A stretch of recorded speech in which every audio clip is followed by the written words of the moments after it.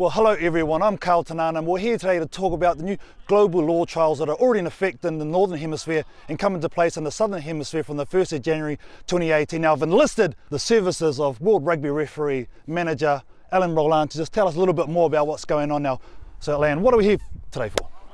Today we have got organised a couple of lads from a local club here in Dublin to come down and help us to explain the 6 new law trials that have come into effect, and we're going to go through each of them to give a clear understanding to refs, to spectators, to coaches and to players, so that hopefully the objective by the time we've done is that they have a clear understanding of how everything is supposed to look. Let's do it.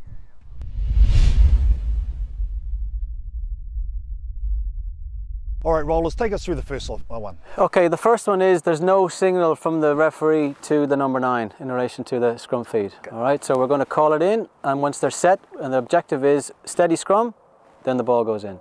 Okay, ready guys? Crouch. Bind. Set. Okay. Simple. Simple. And this one here, KT, what we're looking at is the scrum half is going to be allowed to stand slightly off to the centre line. Okay, so once it's again steady, he's able to take that little step across before the scrum feed. So it's not a big step, it has to be. His shoulder line, his shoulder has got to be in touch with the middle line. Okay, so let's have a look at how this one goes. All right, so crouch, bind, set.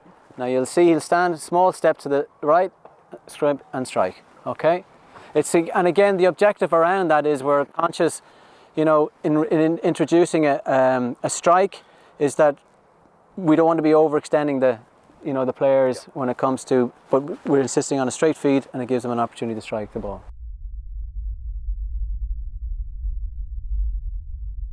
The third step now is that a player in the front row has got to strike for the ball. Okay. Now traditionally it'll probably be the hooker, but if it's not the hooker, it could be the prop can also strike. Okay. And the strike must be immediate. So it's not one where the ball can go into the tunnel and wait there.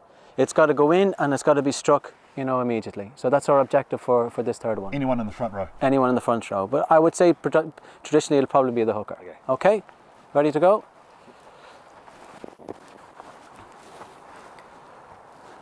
So, crouch, bind, set. Okay, so if we bring the 3 of them together, what we've had is number 1, no signal. Yep. Number 2, he's allowed to take a small step. And number 3, when it goes in, it's got to be struck immediately. Beautiful.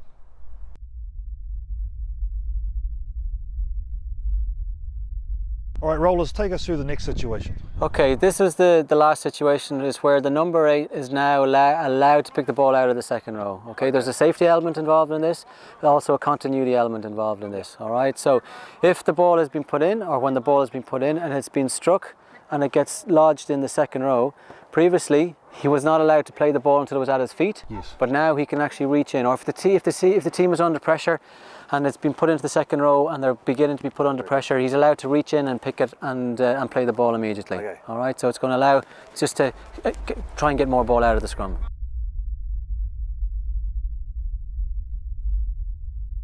Rollers, now let's go through the new tackle law. Okay, so what we're going to do is we're going to see exactly, have a tackle situation here, and you're going to see that the tackler's got to get up on his feet and he's got to come back around the gate before he's allowed to play it. All right, so let's have a look and then we'll freeze it.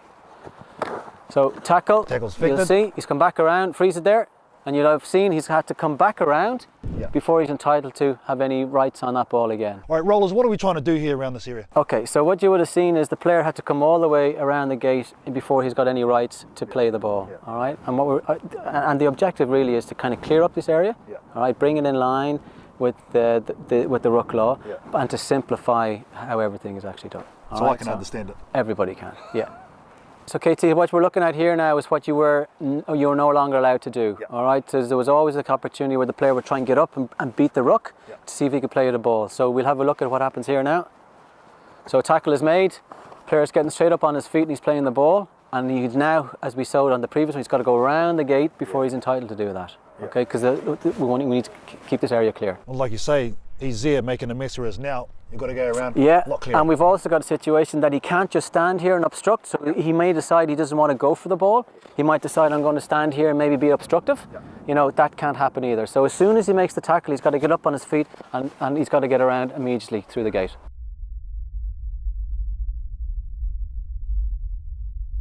Right, rollers, kicking in the ruck. Yeah, no longer allowed. Yeah. All right, so very simply, what we're looking at here is there's a couple of occasions where you can have players, you know, ball down, players can be over, and there's a general tendency sometimes to kind of get a little toe poke, you know, to kick the ball out to the opposition side. All right, so we generally find it in two ways. You'll have the player who's going to come and maybe stab over the bodies that are actually there to give it a little toe poke. You can't do that. Penalty kick. Using the leg to kick it forward as Nash. Good chase coming up from De Masi. Makes the tackle. That's the other feature. The Italians are making their tackles. Ball is there. You can't kick at the ball like that. You can ruck it backwards though. The other one is you can also have a situation where you've got a number of bodies that can be around in a situation where you're up and you've got opposition there and you decide you're going to kick it out. All right. Again, there's no kicking out. The only thing you're going to be allowed to do in this instance now, if you're on your feet, and the key thing is the player's got to be on his feet, is you can get some sort of a counter. So if you and me and whatever we're kind of going through and we get the ball back on our own side, no problem. All right, so that's the only thing that's allowed now, is you can hook it back in your own way rather than kicking the ball in the direction of your try line. Straight into that midfield. Tungafull, the second row, trying to set it back. There's great counter-rucking though from England, and they will quite happily take the possession through Marcus Street. Mitchell. So rollers, what's the rationale behind this? The key one is really player safety. Yep. We've seen it in the past.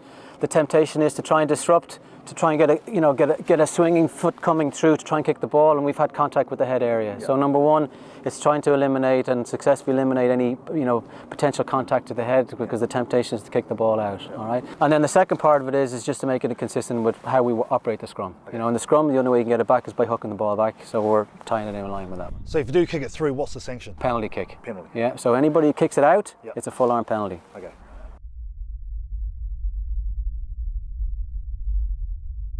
This new law is going to introduce what we call just an offside line. Yep. All right. So the key thing is, the key ingredient that's required is you need an arriving player. You must have a completed tackle, and the arriving player must step over the tackle area, yep, to create an offside line. Once we have a player that arrives like that, he must stay here. All right. So if he goes past, well then it's not the same thing. Okay. So if he wants to create an offside line, he's got to take a clear step and position yourself with a foot either over like this. So this is the picture we need to see. So now he's created an offside line. So we line. need to see this picture, and once we see this picture, it now means that we've got an offside line at the hindmost foot here. Okay. All right. So in short, this guy, if he's going to take a step over, complete a tackle, we've created an offside line. Yeah. The question is sometimes, well, what if he all of a sudden sees there's nobody here? Can I play the ball? Yes, I can. So he'll step back, take the ball, and it means then that the offside line that's been created is no longer there. Yeah. All right. So if he wants to create an offside line and keep an offside line, he's got to stay here. If he decides that he's going to step back to take the ball, well then the offside line is no longer. All right. So the first thing is he steps over. Now we've got players from the tackler side who are on the wrong side. So how do we get them back on side?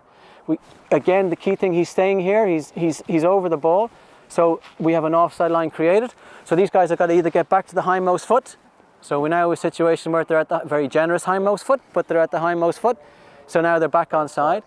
Alternatively, if we find them on the wrong side, we can have a situation where one player standing over, next player can come in, he'll pass the ball maybe to a teammate, or he might run himself. He runs 5 meters. Once he gets to 5 meters, he's back in play.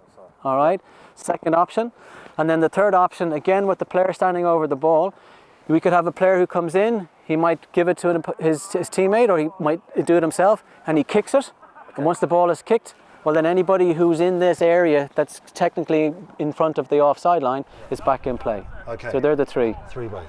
and getting him back in. So KT, what we're doing here is we're cleaning up this whole area and we're bringing it in line with the ruck law. All right, so we've created an offside line. Yeah.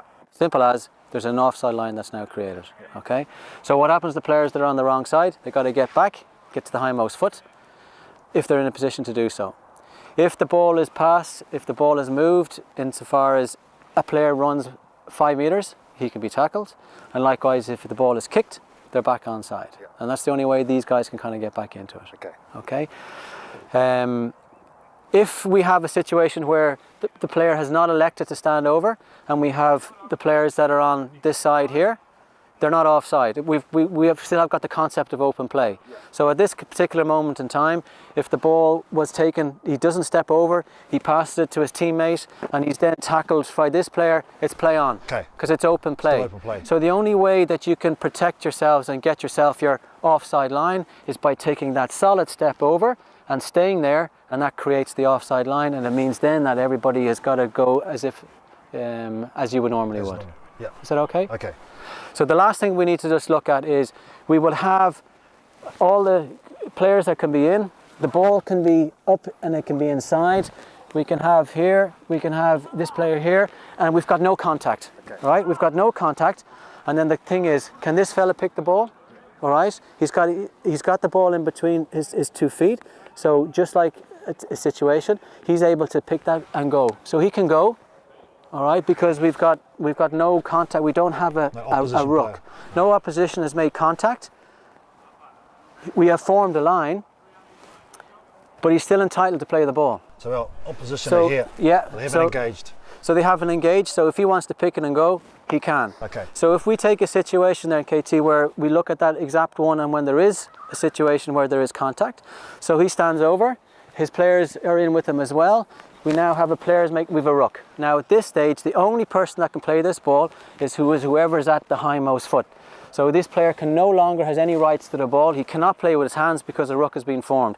So whoever is at the hindmost foot is in a position, and you probably have the halfback or the last man at the breakdown would be entitled to be able to do that. Whereas we get rid of these blokes. You get rid of those two fellas. Stay there. Yeah, so long as the ball is in between, he's got to have it in between his 2 feet. He cannot. If you're asking me, well, what if the ball was back here? You know, is he allowed to reach all the way back and take it from there? No, the ball must be here in between. He's got to have at least 1 foot behind the ball, and if there's no contact, he can go. Good to go. Yeah. Nice. Okay.